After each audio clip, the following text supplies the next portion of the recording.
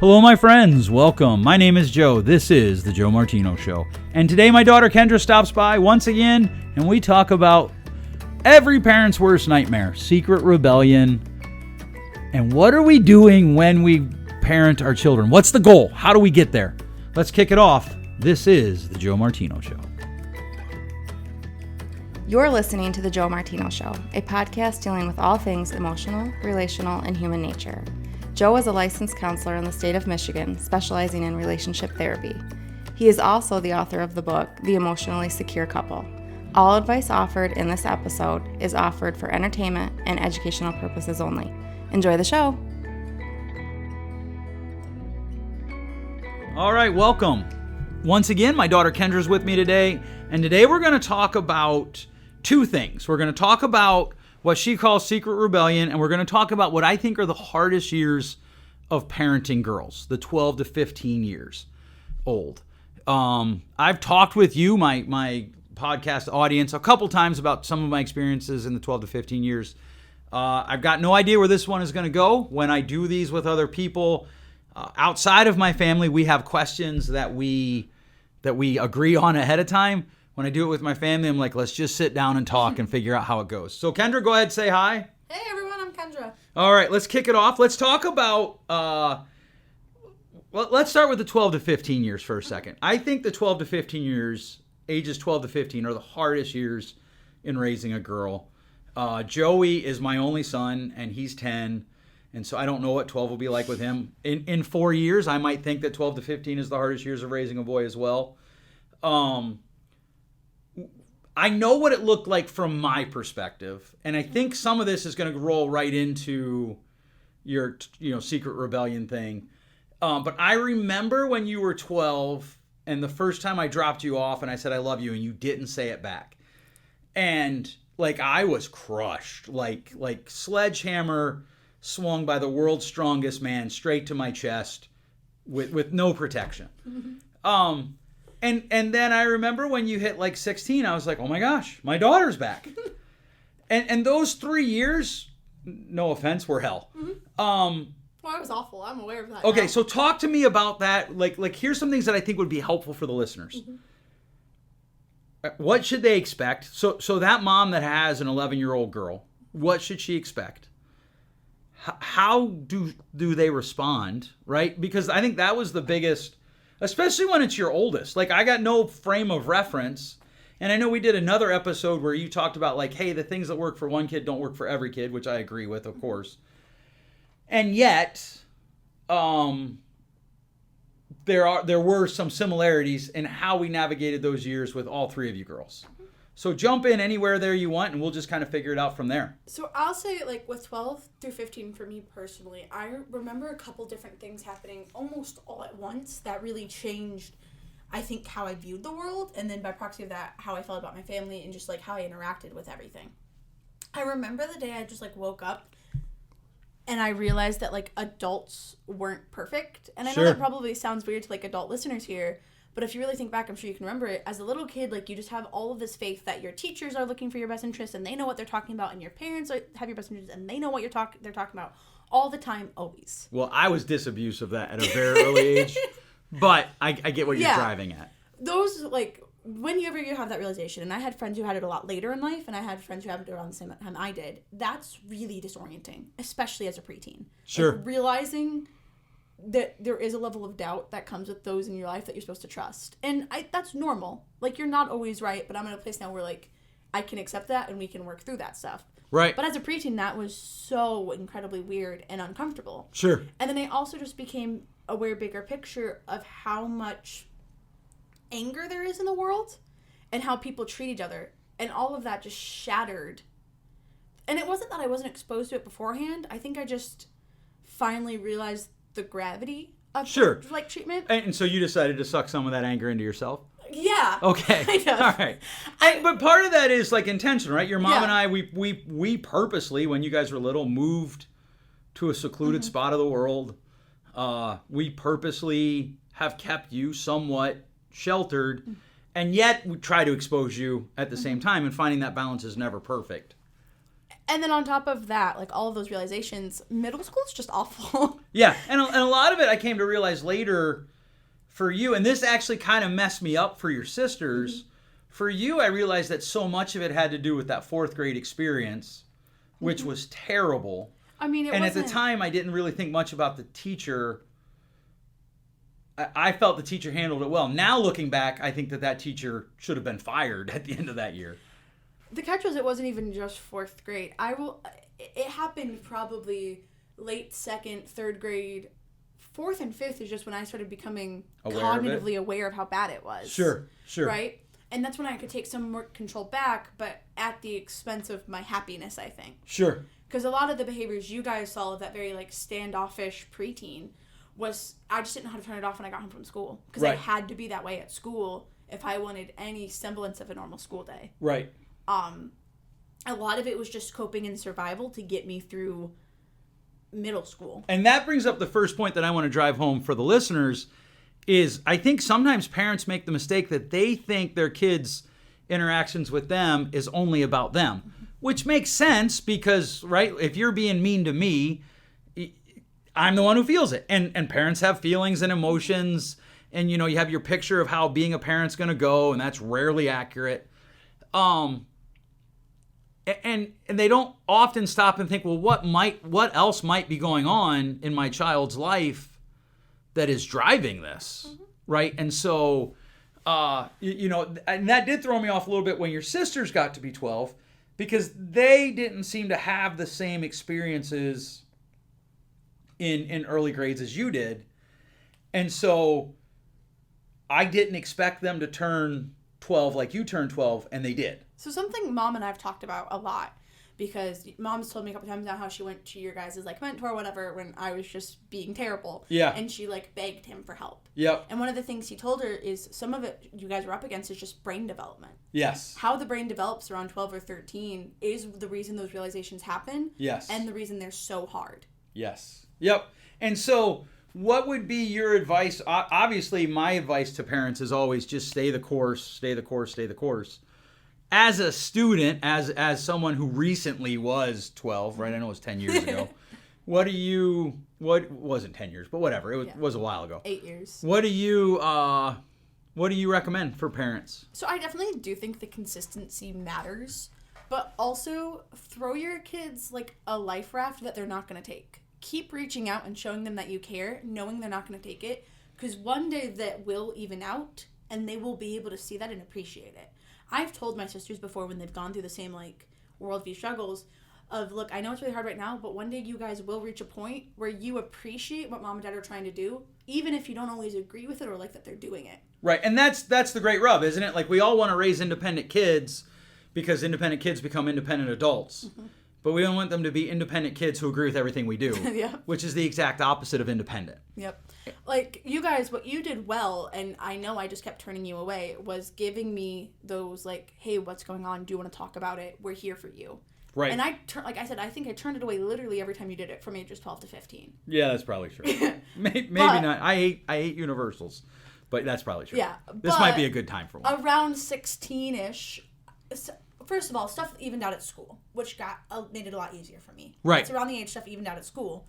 But then on top of that, it was around the age where I started being able to see, even if what you did annoyed me, where the good intentions were, and I was able to appreciate it. Right. One of the greatest compliments you've ever given me, I don't know if you remember this or not, but you actually said to me one time, you were like, you know the thing that's most annoying about you?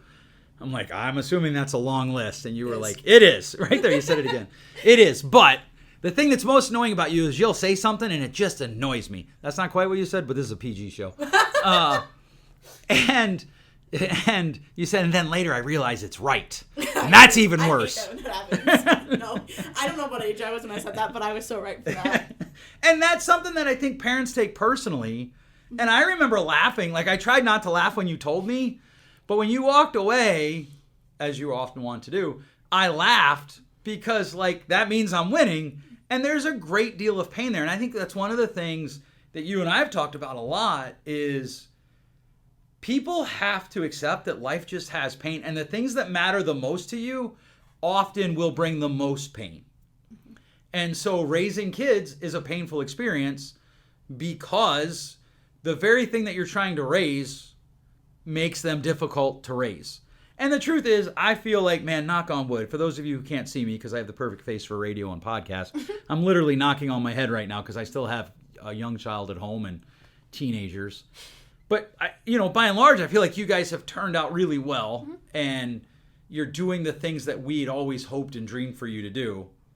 But getting here can be very painful. I would also say the other thing that you guys kind of did out of desperation and nothing else is, to an extent, you just have to let your kids be that way. And I don't mean let it, it can go without consequences if they're being disrespectful, right? Obviously continue to parent, but at some point you might just have to accept that at the current stage of life your kid's at, they're just going to be kind of standoffish and they're not going to want to hang out with you.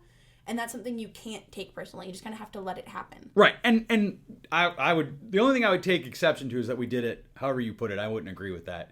We did it very intentionally because I do believe that you can only invite your kids to do stuff. You can't make them. When I said out of desperation, I remember, age 12, you guys tried really hard to pull me out of it. And then around 13 or 14, I think, is when you made that we need a different approach. Yes, absolutely. And that's when intentionality fits. Yep, yeah, absolutely. And that kind of leads us into the second half of today's episode, the silent rebellion or the open rebellion.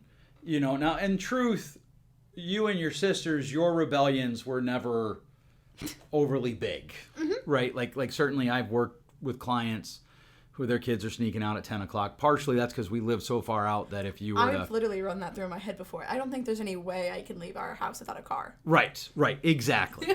But let's talk about that. That's something you see a lot, with your friends, the secret rebellion or open rebellion. Just kind of jump in there wherever you think appropriate. Yeah, I will say personally in my experience, first of all, growing up, some of my close friends had parents that were pretty strict about social media and who they talked to and stuff.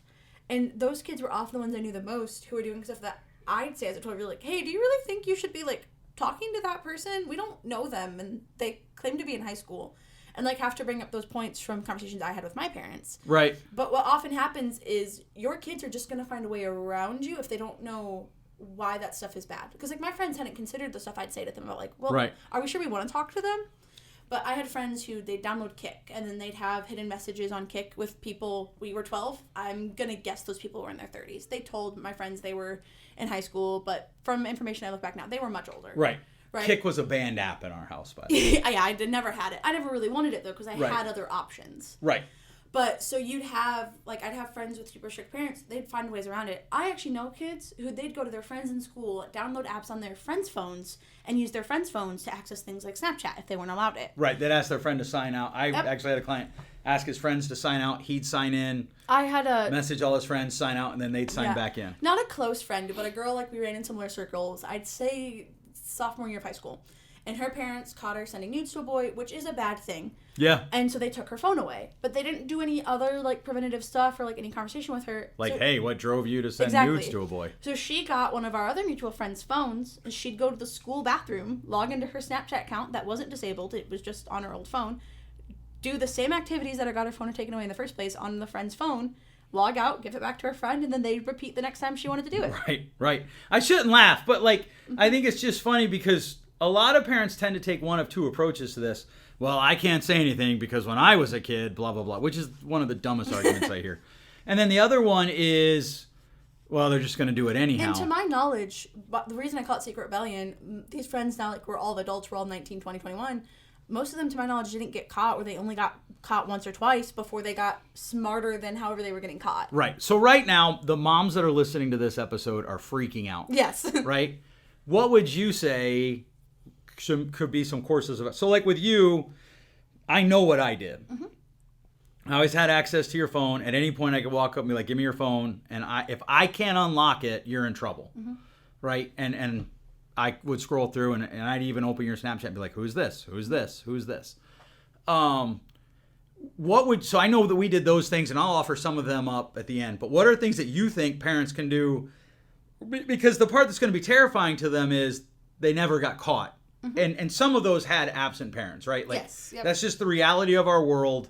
There are kids that have absent parents, that have parents that are narcissists. They have parents that are jerks. They have parents that are not equipped to be parents. They have parents that are incredibly busy just trying to pay the bills and make sure that there's a roof over everybody's head. And they want to do what's best for their kids. We're going to skip all the first people that I talked about because they probably need therapy. That's what will help them.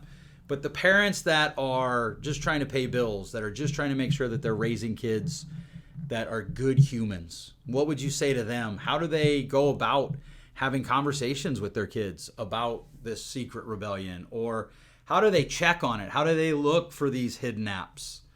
What are things that they can do? Yeah, I'd say one of the first things that I think was really helpful that some of my friends' parents caught on to a little bit later in high school, it's something you guys did, is having those conversations about, like, okay, well, why is this important to you? Like, when I wanted Snapchat, one of the things I had to articulate to you was, why is it important to me? And you agreed with rules. Because a lot of times, one of the reasons I think kids do rebel and they'll go on their phone is parents, whether they realize it or not, they didn't just take away their tool for their daughter to send nudes. They also took away the tool for their daughter to talk to her friends when she leaves school. Right. Well, that was one of the biggest reasons that we decided to go ahead with Snapchat was I came to the realization everybody in your peer group is using it to communicate, so it's better to teach you how to manage it than remove it, and then someday you're going to get it, whether it's Snapchat or whatever's coming next. Yep.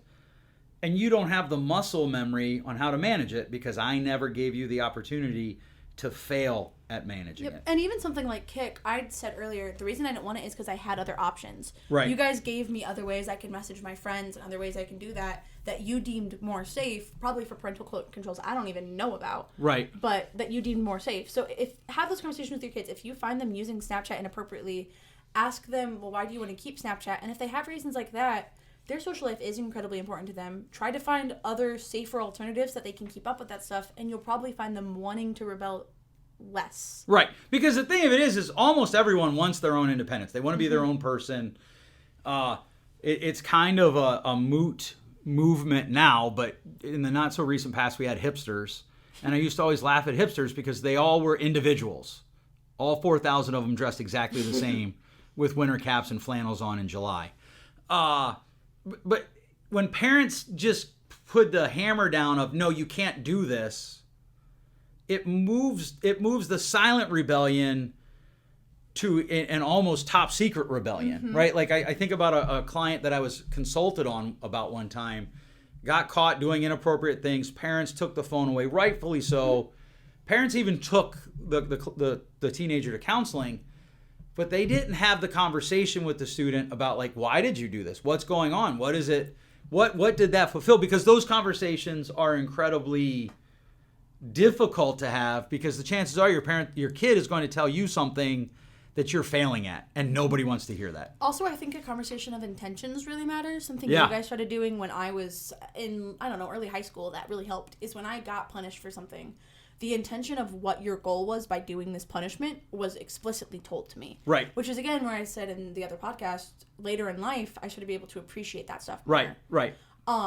So it can feel really hard, and I think a lot of times some parents feel frustrated because they feel like having to explain themselves mean their kid doesn't respect them. Right. But I think that explanation, especially with that trickier stuff where kids are going to do it if they want to, can really help you bridge that gap with your kids and maybe have them respect you more. And they also might not respect you to your face. Right. And the thing that drives me nuts about the respect card is it's almost like I feel like disrespect and gaslighting, we're in an Oprah Winfrey show. Oh, you get gaslighted, and you get gaslighted, and you get gaslit, and you get gaslit, and that's disrespect, and that's disrespect. And it's really not. It's just people disagreeing. And people disagreeing is not disrespect, even if those people disagreeing are the people that you're charged with raising, i.e. your kids. Right? And the intention piece, I think this is something that people miss out on so much. Like, I'll never forget, like, the first time, I still laugh at this, when one time you were just little, you're probably 11, and you just stopped talking. We were in the middle of a back and forth. And I was like, what are you doing? And you're like, I'm trying to decide if that punishment is worth what I want to do or not. And I realized at that point that you were not me. Right? Because I am let's just go, where you're a lot like me. One of the places that you're not is where you're more like your mom. You tend to shut down when you get hyper distressed. And B, you're very methodical in thinking out your revenge. Oh, it drove you guys crazy, but yes. Punishments, I always was weighing out what do I want versus what am I getting threatened with. Yeah, and I had to run out very quickly what is the purpose of my intervention, which is, of course, the counselor's term for punishment and discipline, right? And it's not to make you agree with me. It's to somehow develop who you're becoming as an adult. And I think the other thing that made me laugh is one time you said to me, I said, we need to talk about this. You were mad at me for something. It might have been the infamous you yelled at me, and I was like, no, I didn't. And you were like, well, you might have if you kept talking. Well, also for viewers, he gets a very stern, loud voice because he's just a loud talker. So as a kid, that just like loud projection can sound like yelling, even if his intention is not to Right, yell. but that time I didn't yell. I literally walked around, I'm like, hey, what are you doing? But one of the things that you said to me was, and I said, we need to talk about this. And you're like, no. I'm like, okay, then I get your phone until you're ready to talk. Or until you tell me the time frame that do you remember this? Vaguely, yeah. Until the time frame that you're ready to talk. And you were like, well, why? And I was like, because someday you're going to be married. And right, she just made a face. Someday you're going to be married. And she simultaneously checks her Snapchat to see if her friend sent her a snap. Shut up. You're going to be married and you're going to be an adult and you're going to be distressed and you're going to have to talk. And couples that don't learn to talk in distress end up on my couch and often end up before a divorce judge. And so even now at age 13, which is when this conversation happened, and you're not anywhere near marrying someone, or hopefully dating someone either. I had no prospects. Right. You have to develop this muscle. And that's the thing that I wish I could convince people of. Parenting is about teaching your kids to develop their muscles so that they're ready when they go out into the world, right? I do liken it a bit to sports in that when you practice, you do drills that you don't actually do the exact drill in the game, but the drill is to build a skill that you will need in the game. And it's the same thing with parenting. All right, we're kind of up against the time. Is there anything you want to add? I don't think so. I think that wraps it up. All right, cool. Thanks so much for listening. If you enjoyed this, please share it with 3 of your friends. We find value in sharing things that matter to us with people for free. And that's one of the reasons that we don't have advertising on this. If you have any questions, feel free to email me, joe@joemartino.com.